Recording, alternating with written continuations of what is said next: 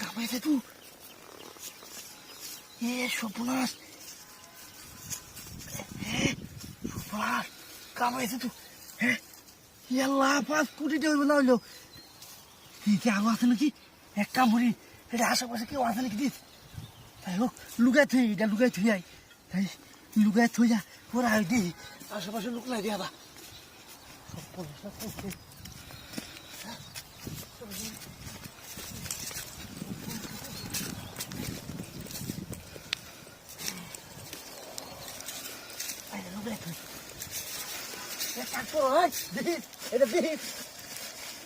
কেউ নেই না দিস